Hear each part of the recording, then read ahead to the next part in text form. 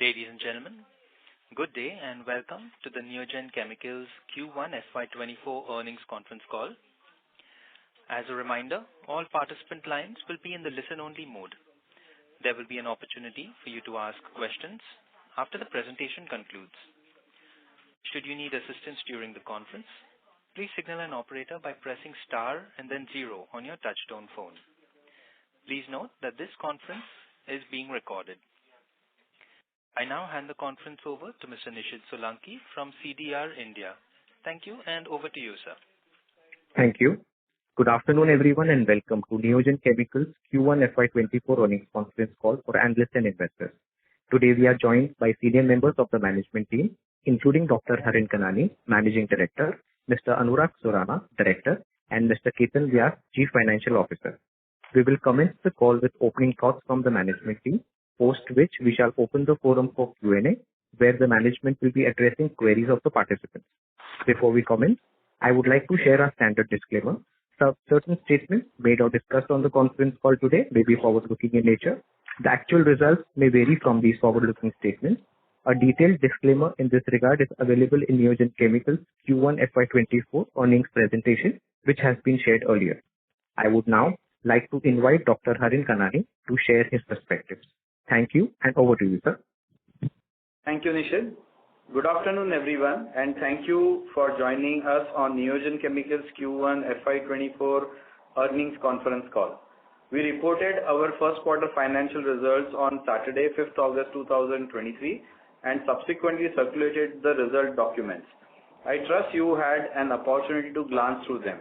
I will begin by taking you through the performance highlights, expansion initiatives, and key updates, following which our CFO, Mr. Ketan Vyas, will share the financial performance. I am glad that we have continued the momentum and entered the new financial year on a promising note, especially on the backdrop of challenging global scenario aggravated by persistent inventory destocking, swift reopening of China, continued pressure from Russia-Ukraine conflict, as well as slowdown in several developed markets.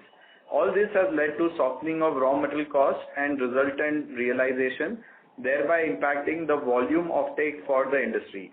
Given the resilience of our business model and quality of the product offering, we are partly insulated by this impact, the credit for which goes to our team who remain agile and traverse through these headwinds. Let me underline that the demand for our products continued to be robust and visibility going forward also remains positive. Now let me share a quick summary of our consolidated financial performance for Q1 FY24. Revenues grew by 11% to rupees 165 crore, while EBITDA came in at rupees 28 crore, higher by 14%. Profit after tax stood at rupees 10 crore.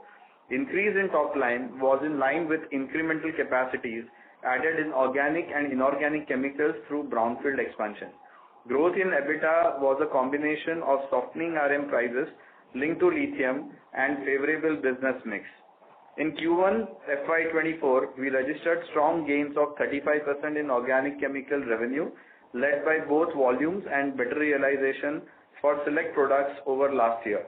Whereas inorganic chemicals reported a degrowth of 25%, largely on account of lower prices of lithium raw material as compared to Q1 FY23, while volumes remained intact. In an important achievement, Neogen Ionics Limited, 100% wholly owned subsidiary of Neogen Chemicals, housing the battery chemicals business, made its first commercial sale of trial quantities of electrolyte. This is just the beginning of our ambitious foray in battery chemical segment. Separately, during the quarter under review, Bulichem commenced commercial production and sales under Neogen Chemicals. While revenue was not very meaningful in Q1 FY24, this is expected to significantly increase from Q2 FY24 and in the second half give full realization. Our agreement with MUIS is taking concrete shapes and we expect the design work of the new plant to be concluded before the end of this year as planned. Moving your attention to several other updates during Q1 FY24. Firstly, on electrolytes, we are in active discussion with 3 to 4 Indian cell manufacturers, where commercial terms including discussions around memorandum of understanding is being considered. We are hopeful of positive outcome from the ongoing discussions. Even for lithium electrolyte salt supplies, we are engaged with more than 10 international potential customers, thereby giving us the confidence and visibility for assured volume offtake. Based on demand projection and future visibility shared by our customer, we may consider setting up higher capacity of both electrolyte as well as lithium electrolyte salt, which will be communicated in due course. Considering the above developments, enabling resolutions have been proposed for equity raise. Now a quick update on the expansion plan. Our CapEx initiatives are progressing well. Brownfield expansion of specialty organic chemicals by 29 meter cube will be commissioned by March 2024, while 31 meter cube has already commissioned by Q4 FY23 and has started contributing. Expansion of inorganic chemical capacity from 15 meter cube to 30 meter cube in existing inorganic MPP was commissioned in March 2023. The possible positive contribution of which will be visible during the current year and will receive full utilization in next 2 years' time. For battery chemicals, new capacity of 400 MTA for manufacturing lithium electrolyte salt and additive is expected to be commissioned before September 2023, while plant for manufacturing 1000 metric ton of electrolyte at Dahej facility is expected to be ready by before December 2023. This is in line with battery capacities coming up in the country. Once commissioned, we expect our growth trajectory to accelerate in both existing business and battery chemicals. Overall, we remain positive on the long-term prospect and maintain our revenue guidance of 900 to 1,050 crore by FY 25-26 in existing business and rupees 1,000 to 1,200 crores by FY 27 in battery chemicals. Revenue projections for battery chemicals is being considered for revision post MUIS agreement as highlighted previously, and we will be in a better position to comment on this by end of the year. Let me conclude by saying that we are excited on the next phase of growth that lies ahead. Our CSM business, especially as we indicated in flavor and fragrance, is also progressing well. And also the first trial productions of several agrochemical customers are also going as planned in the current quarters, which will allow us to build pipeline for next quarter. We are now poised to garner a significant share in battery chemicals given our domain expertise. Various initiatives undertaken in the past will bolster our offerings, strengthen our market position and relationship with our valued customers. Neogen will continue to leverage its expertise in complex chemistries and R&D to deliver sustained performance and enhance value for all stakeholders. That ends my opening thoughts. I would now request our CFO, Mr. Ketan Vyas, to share financial highlights for the period under review. Thank you, Dr. Hari. Good afternoon, everyone, and welcome to Q1 FY24 earnings call. I'll take you through the key financial highlights. Please note that these are on consolidated basis and based on year-on-year comparison. In Q1 FY24, revenues grew by 11% year-on-year to rupees 164.9 crore, in line with incremental capacities added recently. This came on the backdrop of significant global headwinds like inventory destocking, reopening of China, and slowdown in EU and other markets.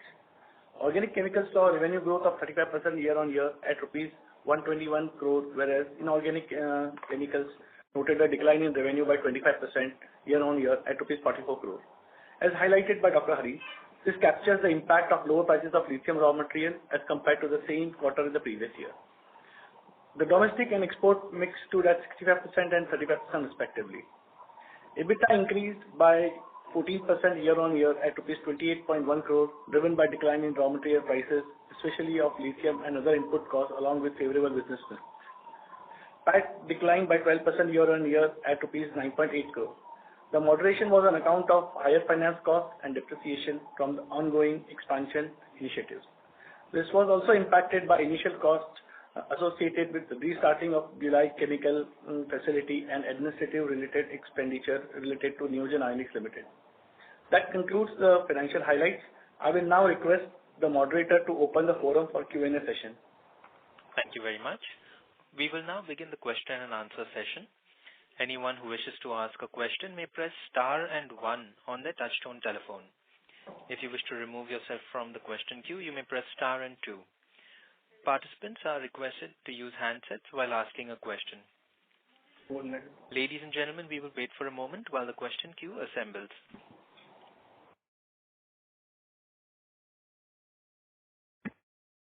The first question is from the line of Nilesh Guge from HDFC Securities. Please go ahead. Yeah. Hi, Harin. So, my first question is on the end user industry-wise. So can you give us the end user industry-wise revenue mix for this particular quarter? For this particular quarter, the pharma was between 50 to 60%, and agro and engineering was roughly between 15 to 20%, and then around 4 to 5% were rest of the industry. Okay. And Harin, on the long-term contracts, earlier you always guide us that you have two long-term contracts. Yes. One will be one in a CSM business and another into bromine derivatives. Yes. And you used to guide us that about 300 to 400 million kind of a revenue on the lower side and about 700 to 800 million on a higher side. So can you just tell us how much is currently revenue we are getting on this long-term contract and where are we at what stage? Yes. So, like in this long-term contract, I'll not be able to give you a specific number, but as we had said, the bromine derivative customer was a pharma customer and they were expecting a launch. So we are seeing year on year their revenues increase. In the agro till last year, the revenues were increasing. This year we are still yet to receive a PO, but we are expecting a bit slower because in there we are seeing a more stronger Chinese competition. Okay. Okay. But together, they will contribute, again, around 40-50 crore plus, so 400-500 million plus kind of a volume in this year, based on whatever projections we have received so far. In fact, it might exceed a little bit more than that. Okay. Okay. And when you are guiding on in your base business, and you are saying that 950 to 1,000 kind of a revenue. So any another addition in the long-term contracts, or it is just based on your excluding long-term contract? Yes. So for the long-term contracts, as I mentioned earlier, we are currently in this year doing what we call as a first trial production for 4 to 5 agro customers in Japan and 1 or 2 flavor and fragrance companies. These might lead to then long-term contracts. Again, it will depend, because what we have seen is, they might get into a long-term arrangement, but if the value is not more, they might still give us PO to PO. So they will still add to our CSM business, but might not lead to a contract. But yeah, if the value is higher, then, we will get into a long-term contract with them. But from a CSM point of view, these 4-5 customers currently this year, we are doing, 1 ton, 5 ton kind of a trial production. Then these will start contributing from next year onwards in a more meaningful way. But that will support our CSM business in addition to the existing contracts and the existing customers that we already have. Okay. Thanks, Harin. Yeah. Thank you. The next question is from the line of Anirudh Shetty from Solidarity Investment Managers. Please go ahead. Hi. Thank you for the opportunity. I had a few questions. So my first question is, I see that the finance cost has gone up. So, could you quantify, what would our total debt be at this point in time, and how much would be the term loans and how much would be working capital related debt? And also if you could give the, working capital days as it is today. So maybe just on the debt side, so the increase is also being because so far, the capitalization which we have done last year of all the capex which we have done, so that has now started contributing, which was earlier getting capitalized. So this is one of the criteria. And, we'll not be able to give you the exact number of days, but more or less, they are in line with the numbers we had last September to December. So they are a bit higher in terms of number of days as compared to March. because the revenue is a little bit lower as compared to our last quarter. But in terms of absolute numbers, they are more or less in line with whatever was there in earlier quarters. Slightly higher as compared to March, but and in terms of days, in terms of absolute numbers. Okay. Could you quantify the gross debt right now? As on June end, sorry, you have the number? Okay. So the total gross debt was somewhere around 450 to 500 crore, in that range, as on June end. Okay. And you had mentioned that some assets got capitalized, which would also explain why the depreciation went up. So is this which assets are we talking about? So in last year in March, our organic capacity, 50% of that has already came online, and also the 50% which has, and also the lithium capacity already has also come online. So that was capitalized in the month of March. So both these are already contributing to the depreciation, as well as in July came the land that we hold. So that is also basically a lease land, but in that also in India, the lease also has a depreciation component of that. So that gets added in depreciation part. Got it. So my next question is on our battery chemicals business. In the last call, we had mentioned that we're looking at about 18% kind of EBITDA margin, and just wanted to understand the basis for this number, because when I look at some of the global companies like Tinci from China, they seem to be making a higher EBITDA margin. So just wanted to understand the basis for the steady state margin that we are thinking about. Okay. So again, I don't know if you're talking of Tinci, maybe, I don't know if Tinci actually also owns mines or they have something like that. They have their own mine, or they are backward integrated and they do some other raw materials also. So what happens is, in that case, your EBITDA is higher and your asset turns are lower, correct? So when we were talking, so I think you should look at this EBITDA and asset turns both together. So as we guided that we are doing lithium carbonate to let's say electrolyte. So lithium carbonate to first simple lithium salt, complex lithium salt, and also complex lithium salt, and then finally the conversion and formulation to electrolyte. So when we are looking at this piece of portion, we look at the investment, we look at a 20% kind of a ROI, then we are looking at a EBITDA around 18% is what we are looking. Now again, as I said, this is first time this is happening in India.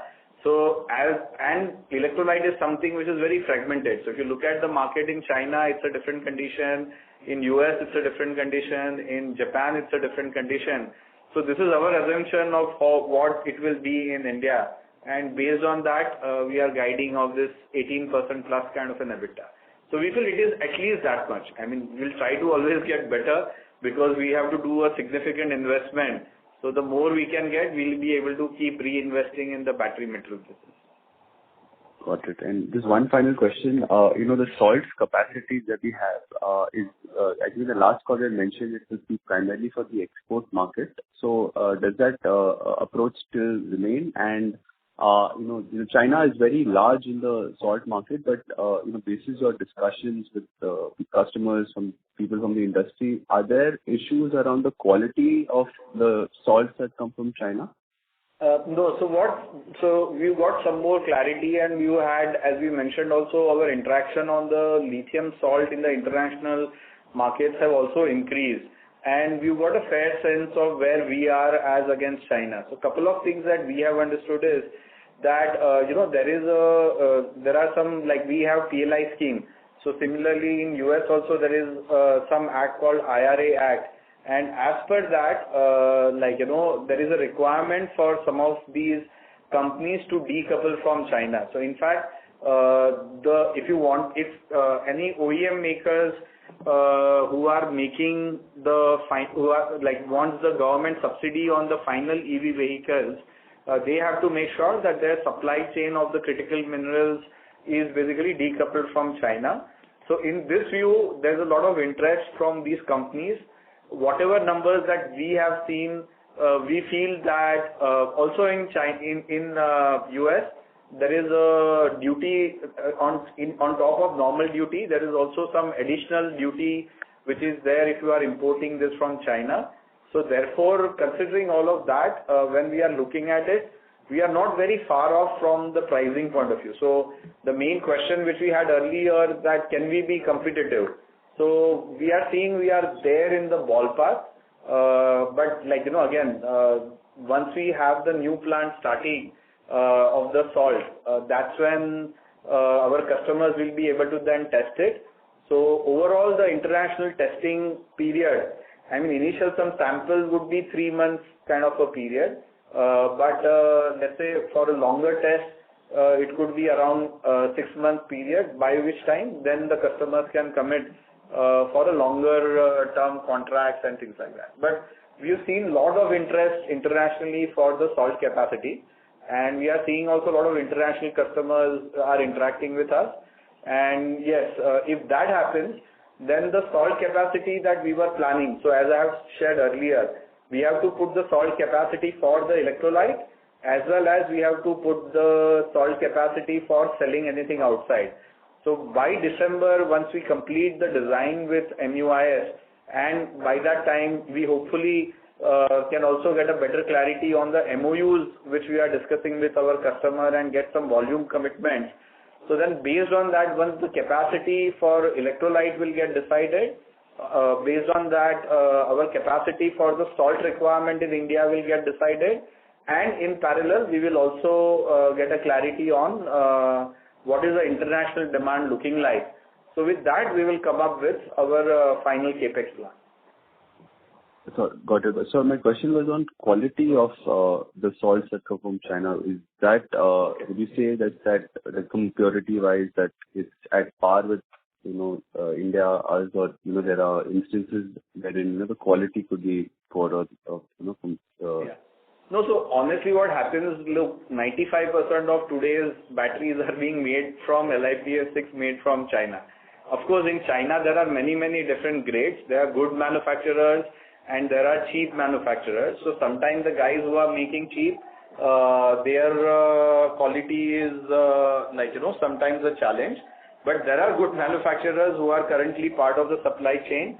And honestly, it's Neogen's turn to actually prove that our quality is at par with some of the best in China, Japan and Korea. So this is what is a challenge for us. But in China, there are guys who are good. So the main reason why people are considering other than China option is mostly because of the regulatory scenario and de-risking. So these are the two main challenges. Got it. So I'll join back in the queue. Thank you. Thank you. The next question is from the line of Saurabh Kapadia from Sundaram Mutual Fund. Please go ahead.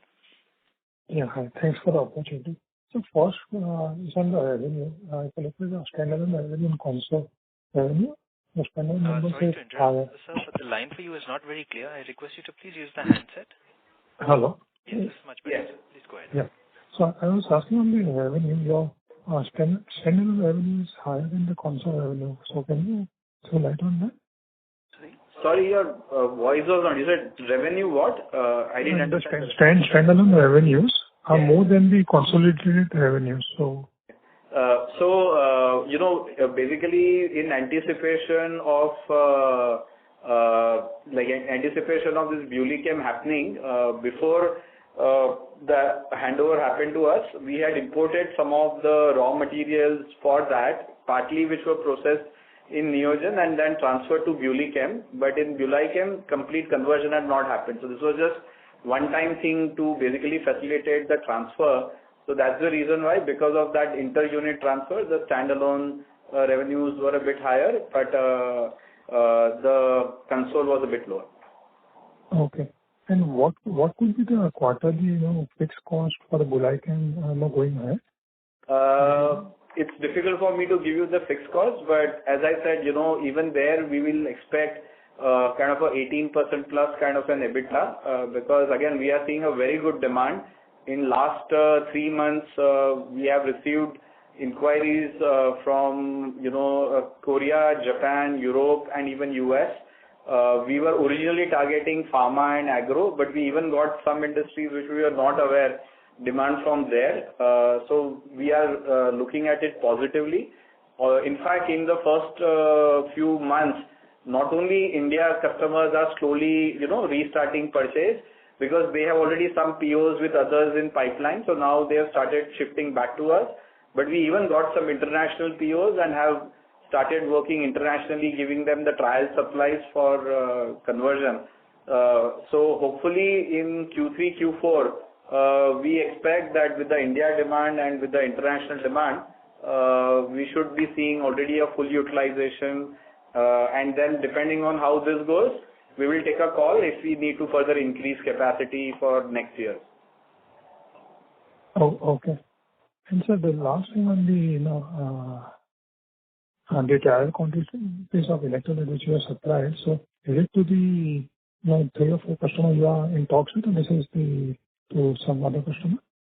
Yeah, so they are in, it's a mix. So there are some customers who have not started the MOU discussion, but they wanted some initial quantity. It's few lakhs. It's not a very large number, but we already made a start. So we had one international customer as well as one domestic customer to whom we started now giving small quantities for their trial plant.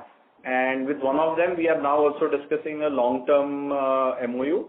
And the other one is still having only their trial plant. Their bigger plant is still taking time. So we will start. But there are few others who have already made a progress. So there are few people who don't have a small facility. They are directly building a large facility. So these guys have already started discussing with us for their requirements, and we hope if the requirements which they are saying goes as per what we are expecting with these 2 people as well as few others, even in Q4 we will start seeing contribution coming both from our Neogen ionic salt as well as our electrolytes. Okay. And thank you and all the best. Okay, thank you. Thank you. The next question is from the line of Archit Joshi from B&K Securities. Please go ahead. Hi, Harin sir. Thanks for the opportunity. Sir, if you can just add some supplementary things on this battery chemicals project. So from what I heard from previous participants was largely on the international markets wherein you are seeing a very good traction. If you can share your learnings as to how we are seeing this progress in the domestic market, which is where we are largely going to plan the sales of electrolytes. So basically this is on the lines of what we had anticipated before, that before the PLI benefits kick in, there'll be some amount of capacities for the gigawatt facilities that you are targeting. So are these on stream, or there are any delays here and there, and how would that basically change what we are looking in terms of revenues by FY27, maybe FY26 or FY27? Sure. So thanks for the question. So, as what I have seen earlier, we still reaffirm that there is no change, that there are maybe some people who may start in 2024 and most of the other people will start in 2025. And they will all start with about 1 to 1 gigawatt hour or 1 to 3 gigawatt hour kind of a initial capacity in 2024, 2025. And then 25. So the guys who start in 24 will have a ramp up in 25, and the guys who start in 25 will have a ramp up in 26.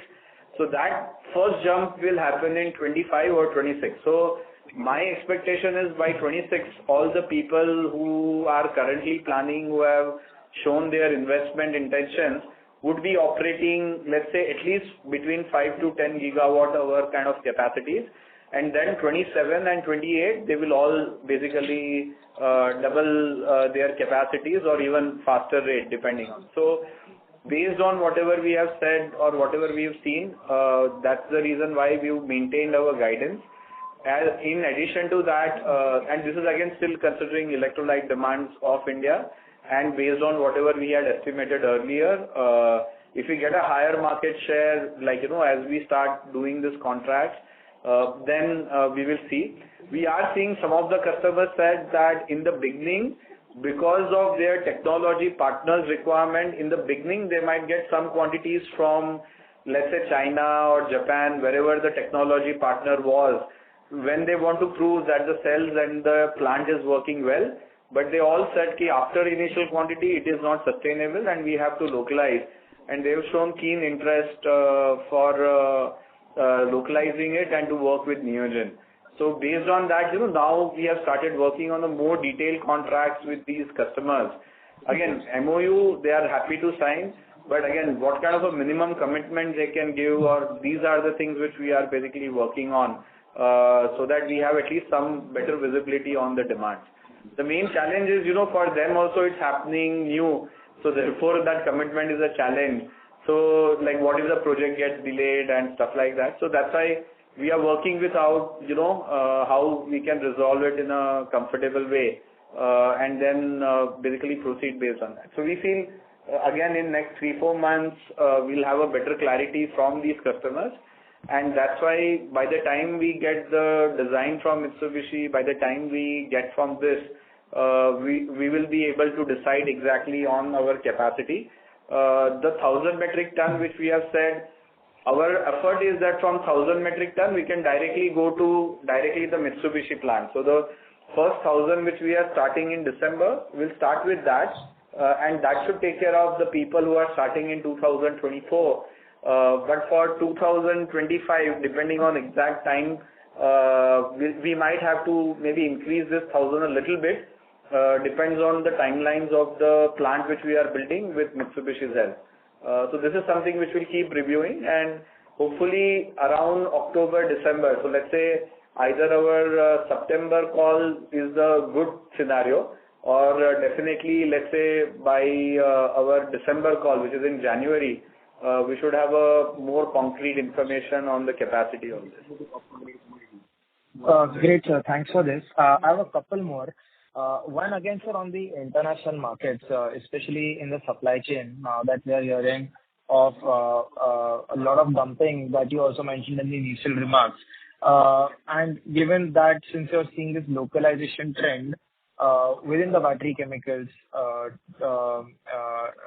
division, would it be fair to assume that because China, as you said, 95% of the batteries are using the LiPF6 or battery materials from China, would dumping also impact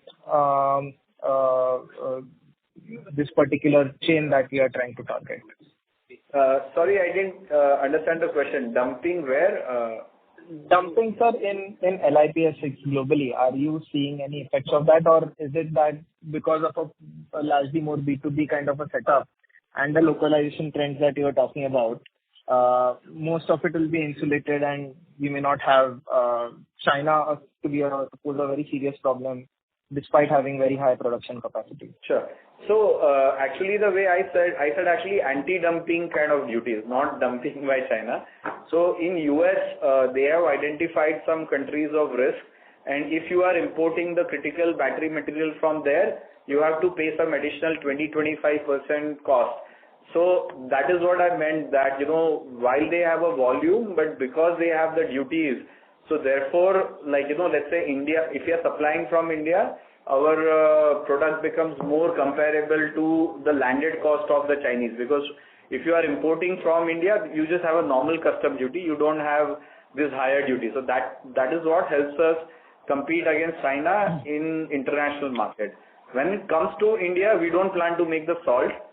We basically want to make the electrolyte, and almost all the companies have said that they want to ensure that the electrolyte is basically bought locally. Now within electrolyte, let's say LiPF6, if they want the value addition, the people who want PLI, or maybe there will be future PLIs.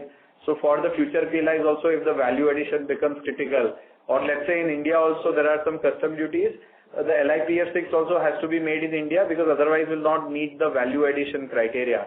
And also from a supply security point of view also, it makes sense that we make directly from scratch, from directly lithium carbonate to electrolyte. So this is something which is really appreciated by the customers. And what we have seen is, because LiPF6 is only 10% of the cost. So because it's only 10% of the cost, and so 10 to 15% by volume, not cost. So therefore, on an electrolyte level, the impact gets reduced, and the logistical advantage and the security of supply advantages that we have can be better managed at the electrolyte level when we are thinking of the India market. Understood, sir. That's quite elaborate. Thank you. So one last bit on our potential capital structure. I can see that along with the enabling resolution for fundraise, we've also proposed to the board that you might want to extend our borrowing limit to 1,000 crores. What would our capital structure be? What is the kind of debt to equity we are looking at? Not in the interim, obviously, given that we are expanding capacity, but any broad outlook on the capital structures, that'd be helpful. Thank you. Yeah, so we still stand by that. We would like to basically make sure that we remain debt equity below 1.25. So that's kind of our limit, and ideally we like to be below 1. So that's been that's why along with the increase in the borrowing limits, we also increased intention to basically raise equity. So again, both these are just enabling resolutions, so they are all on a higher side. What we feel can be maximum required. So we'll keep checking on that, and based on that, we will take a call and balance so that debt equity remains, let's say, below 1.25 as we plan our expansion. We are also discussing with some customers where they can part finance the plant and stuff like that. So not domestically, but international customers where there's an interest rate arbitrage also, and it further reduces risk on our side. But we'll see how those goes. Sure, sir. Thanks a lot for answering all the questions, and all the best. Thank you. Thank you. The next question is from the line of Yash Shah from Investec. Please go ahead. Hi, sir. Thank you for the opportunity, and congratulations for a good set of numbers. So my first question was regarding a development which happened in China. They've launched first in the world lithium contract with global physical delivery. So we would like to understand the impact on us. What are your views on that, sir? Sorry, can you repeat your question? First time they've done what? They've launched lithium contract with global physical delivery. Okay. So I think what you are basically meaning is forward contract kind of a structure in the lithium market, right? So I think so far, majority of the industry is still not yet caught on to that. And if at all it becomes, it just helps you hedge your risk better. However, what we have seen is that whenever we are talking of these large volumes, the lithium companies are anyways very happy to link it to a contract. So anyway, this is ultimately, for us, it's always going to be back to back. So if my lithium mining guy says, hey, we can get into a 5-year contract with a minimum volume kind of a commitment, and you have to basically change the price every quarterly. My LiPF6 customer or electrolyte customers is basically going to be able to do that. If my customer wants to do the hedging, then we will also do the hedging. So it just gives or increases the options that we have to control our prices. Got it, sir. Sir, my second question was regarding our current capacity expansions. So if I notice across all our 3 segments, organic, inorganic, and the new business, which is the battery chemicals, our basically completion timeline has been increased by a quarter or 2. So what is the primary reason there, sir? Is it because of the macro headwinds which we are facing, or can you elaborate on that, sir? So, for us, it's just a couple of months actually. So we had said our battery capacity was basically going to start sometime in June, July. Instead of that, it is basically starting the salt capacity starting in August, September. So basically our phase 1 is likely to start by August, and the phase 2 of that. So there are 2 stages. So stage 1 will start in August, and stage 2 is expected to start by September for the salt. And for the electrolyte also, earlier we had said September, October. Against that, we are now seeing November, December. So it's just, this is something which new we are doing, and like just couple of months delay on that in this. As regards to specifically the organic, where you are seeing almost a 2-quarter jump. So there, we were basically waiting for this project that we are currently executing to complete, and then based on that take a call exactly which kind of a reactors we want to offer. So the capacity which we've been adding last year and this year, it's not just adding more glass line and stainless steel reactor. We are like fine-tuning it to different chemistries we want to do. So let's say if you want to do more organolithium, or if you want to do more fluorination, or if you want to do more pressure reaction. So depending on how these projects move, so that's the reason why we took a call that already the ones on which we had clarity, we installed it. The ones which are remaining, we wanted the current trial runs to get over, let's say in this quarter and next quarter. And then based on the visibility that we get from the customer, that which customer is interested in the larger volume, with those customers, we will basically try to add capacity in Q3 and Q4. So that's why we delayed that a little bit. Got it, sir. Thank you for such elaborate answer. So my next question was regarding the bromine prices. If my understanding is correct, please correct me, sir. So that on the contrary to the price erosion which has been happening in the industry, bromine prices have in fact increased this quarter. Do we expect to see any kind of benefit in absolute profitability in the quarters going forward because of the bromine prices increasing? So actually, first of all, bromine is our raw material, right? And like I said, we always get into annual contracts. So this year, from a bromine point of view, has been a bit of a challenge for us, because with the international guys, we basically get into contract in December and January. And with the local companies, we get into contract in the month of usually April and May. So this time what has happened is in December, January, the price was different, and in April and May, the prices are like corrected very significantly. So yes, like this year is a little bit. So if we average it out, I would say like most of the time these long-term bromines really help us. But this time it's going to be a bit of a challenge, but it's okay. I mean, it just gives us the stability, and most likely what we expect usually by around November, December, so by Q3, Q4, our average price will be almost similar to, let's say, whatever, because again, as you rightly said, the bromine prices hit their bottom and now slightly started kind of going up. But we feel on an average, whatever, when we look at the whole year, our average will be similar to what the market average has been. So we are not seeing any positive if the prices is increasing, or we don't see a direct benefit of that immediately. Got it, sir. One last small question, sir.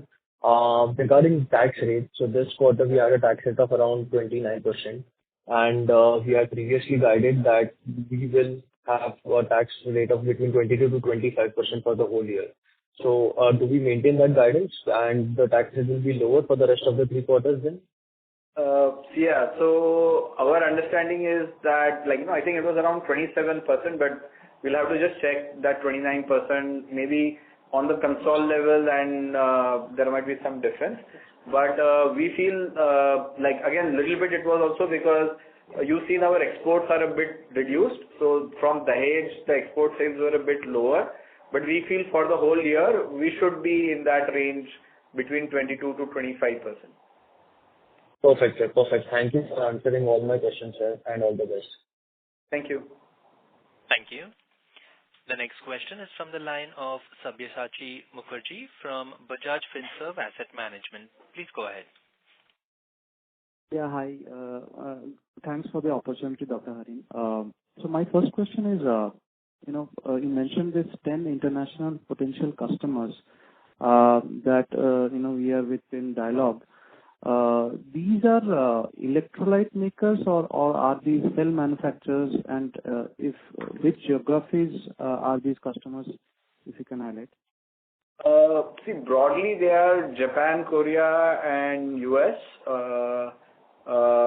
and some in Europe, but mostly these 3 countries. And Yeah, so they are a mix. They are electrolyte producers, cell producers who want to control their whole supply chain. So they have somebody who will make their electrolyte in the international, but they still want to discuss directly for who they will buy LiPF6 from. So are they procuring from their respective geographies and as well as a second source or a third source they are approaching us? Is it that way? So mostly many of them are dependent on China and some are a mix of China plus Japan or China plus Korea. So now they want to also add India so that because in Japan and Korea the capacities are not increasing to the level which they need because it's very difficult and very costly to increase the capacities there. They are increasing but not to the level which they want. There are more capacities also which are coming in US, but that's going to take a longer period for them to come online. Whereas we are coming online one of the first outside these three countries. And also, the cost-wise also we seem to be competitive. So this is why there is interest from them to develop India. Got it. My second question is on the BuLi Chemicals revenue. Yes. I think last call you mentioned that we are probably looking at somewhere around 50 to 75 crores in this current fiscal. Yes. You want to change that number or is that looking upwards or some color on that? No, so at least for now I will maintain that number that we are looking at that number for the year. If things go really well, then we might be able to do a little bit more, but at least that much we should be able to do. And it will also depend on what is the lithium prices, So current lithium prices, we are somewhere between 50 to 75. We are at about 60 odd crores or something like that.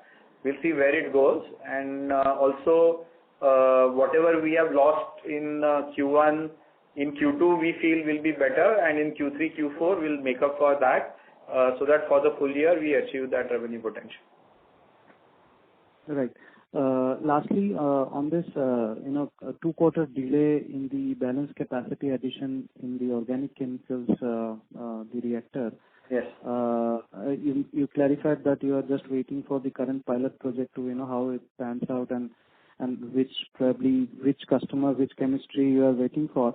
So my question is, where do we see that we'll be kind of running out of capacity in the organic chemicals post this expansion by March 24, and we'll have to kind of think of the next phase of capex in our organic chemicals, and what would be that size approximate? Sure.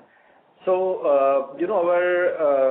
our full capacity utilization, we were expecting somewhere by 25 or 26.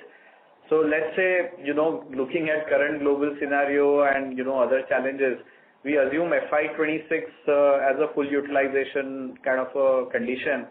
So sometime in end of FY25, early FY26, because next will be a brownfield expansion. So sometime end of 25, early 26, we should be looking at further capacity addition. Now we'll have to see whether it's an incremental capacity or if we have some large projects, then we have to go for a whole block. Now if the block is the same size as our existing, then roughly it's somewhere around 150-200 crore kind of an investment, which basically gives us a revenue visibility of around 300-400 crores. So that will be additional one. But again, we have to see at that time what the pipeline looks like and take a decision. If required, if the situation remains the same or by that time also, we can take a pause also. So we want to make sure that it should be optimized and we are fully utilizing our facilities, and only once we have a very clear visibility of full utilization, we'll do a major further capacity expansion in organic. Got it, sir. Last question for Ketan, sir. What would be the absolute inventory number at June end? It is a similar level at what we had in March. Okay. Thank you. Thank you. That's all from my side. All right. Thank you. The next question is from the line of Rohit Nagraj from Centrum Broking. Please go ahead. Yeah, thanks for the opportunity and congrats that we have started the sampling exercise. So my first question is, you mentioned in the opening remarks that we will be ready with the designing part by end of this year. So is it the calendar year 23? And an allied question to that, how much time will it take for us to put up the plant in terms of, I understand there would be some technical people coming from Japan to, during the erection phase. So what is the timeline that we are looking out from the plant commissioning perspective? Thank you. Sure. So that is end of calendar year this year. So as we had said, sometime between October to December. I think I was being more optimistic on October. We still keep pushing. But we feel, let's say by November, December, we will be having the final design ready from our technology partner MUI side. In terms of execution, we are expecting from the time the design gets finalized, it will be 15 to 18 months, by which the plant will be ready. And we can start our trial production of that. So we expect sometime, let's say, sometime in 25. So sometime basically in FY26, the new capacity should come online. Sure. Second question is from the R&D perspective. Now, given that we have already started the sampling exercise, we probably will be getting the recipes from MUI collaboration. How are you, segregating the time in terms of, or rather time and efforts in terms of from the R&D new product perspective on the legacy business and on the electrolyte and salts business? And what is the plan that we are looking at in terms of further product basket expansion? Thank you. Sure.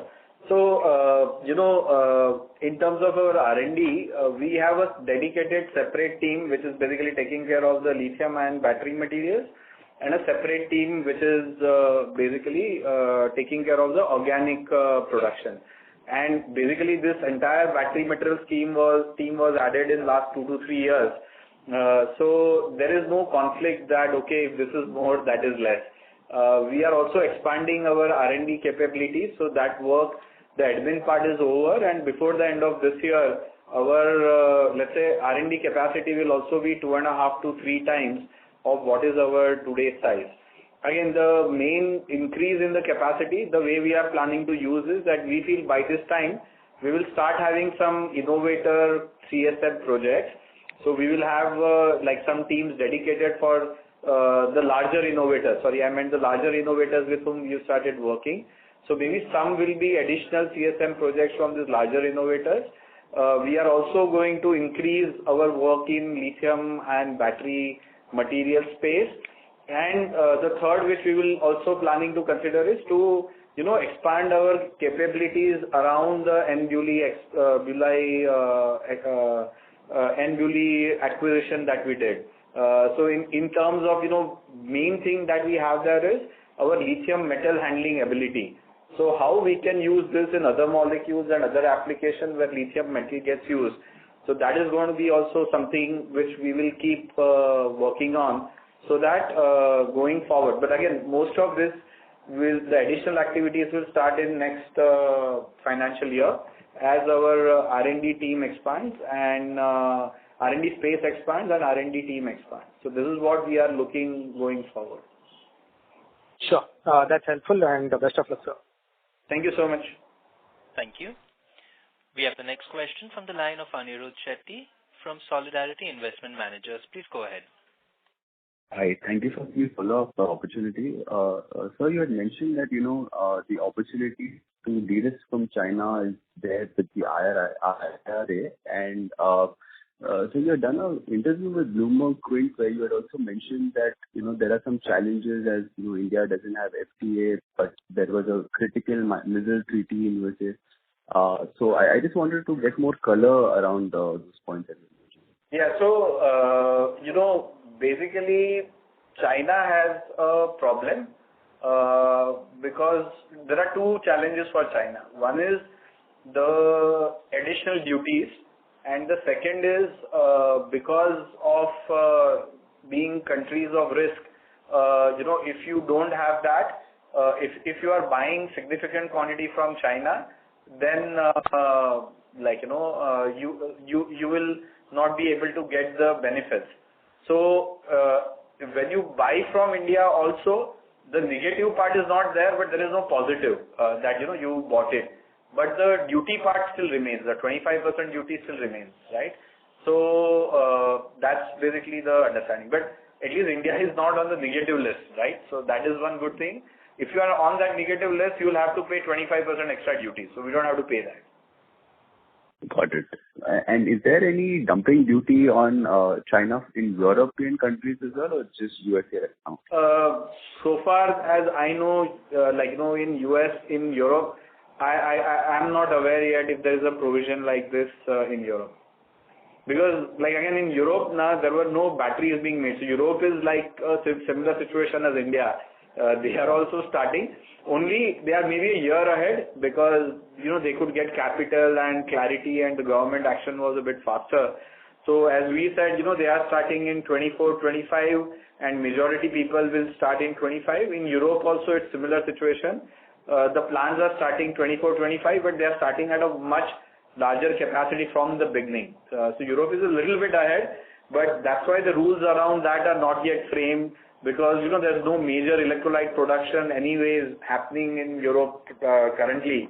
But all of this will start in 24, 25. So this 24, 25, 26, these 3 years are going to be very critical world over in all the geographies where the entire reshaping is happening. Because from the time after COVID, when the world decided, okay, EVs are good and we want to go to EV.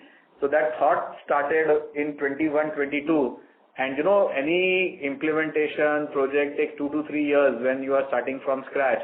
So that's why these 24, 25 years are critical. And I think by 26, we'll have a major new kind of alignment, per to say, of the new supply chain all over the world. This is our estimate. So these 3 years are very critical if you want to do something in battery supply chain. Got it. And so my final question is, in the market is, there could be an inflection point wherein the electrolyte demand could really pick up in India. So if you all have to expand, say from 1,000 metric tons to, hypothetically 5,000 metric tons, how long does it take to set up new capacities? And the market opportunity is much bigger. You all can grow even larger than 5,000 metric tons over time. So how do you think about securing your lithium carbonate sourcing at a larger scale? Do you all have that kind of visibility right now, or that will be something that you all will build? You all have to build as you go by. Sorry, I got your question, but you said sourcing of what? How do you do sourcing of? Your raw material, your lithium carbonate. Okay. Yeah, so for lithium carbonate, the capacities exist. We have given various projections, including cathode material, what India requires, and we are fairly confident we'll not have a bottleneck on lithium because we have very good relationship with the top 2-3 producers. They have a lot of comfort in India. In fact, even the lithium companies want India to kind of develop because they are also currently very heavily dependent on China.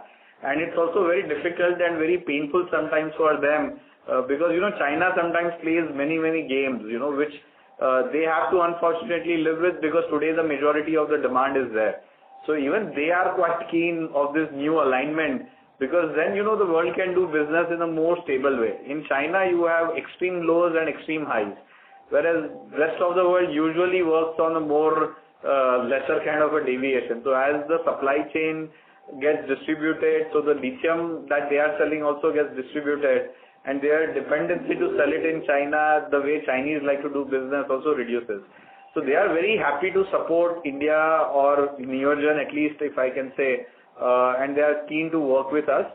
Of course, the only thing is, if we want commitment from them, we have to give them commitment. So it's as simple as that. And my customers have to decide that do they want to remain open or do they want to secure. If they want to secure, we can get that security, but ultimately the customer will also have to give a commitment. So the customer ultimately makes a choice between security and security versus commitment. and accordingly, once they make the choice, we can always source lithium for them. So that's not going to be a challenge. Got it. And sir, on the ramp up, sir, have to ramp up from say 1,000 metric tons. Is the gestation period to get the next phase? How long does that typically take? So usually our expectation is, let's say, around 12 to 15 months. But again, this is in the beginning. I think in the electrolyte, it will be a bit faster. In electrolyte salt, it will be a bit lower. It will be a bit longer. Mainly reason being that, like the number of equipments involved, and when we prepare the site, we can always have some common infrastructure ready, and then we have to do only equipment order, something like that. So we'll take a view. So the first one is going to take a bit time, but luckily we also have time because one, my Dahej can take care of the immediate requirements. For example, if somebody wants 2,000 metric ton or 4,000 metric ton more, in my Dahej side also I can increase, if it's international business, and in Dahej side also I can increase capacity and take care of that in 12 to 15 months time. But once we have the new greenfield, it will be planned in such a way that we can do a faster increments in future. Got it. So, okay, great. Thank you for taking my questions. Thank you. Ladies and gentlemen, that was the last question. I would now like to hand the conference over to the management for closing comments. Over to you, sir. Thank you all the participants for joining the call. I hope we were able to address your queries. If you have any further questions, please feel free to reach out to our investor relations team and we will address them. Thank you once again, and we look forward to connecting with you in the next quarter. Thank you. On behalf of Neogen Chemicals Limited, that concludes this conference. Thank you for joining us. You may now disconnect your lines.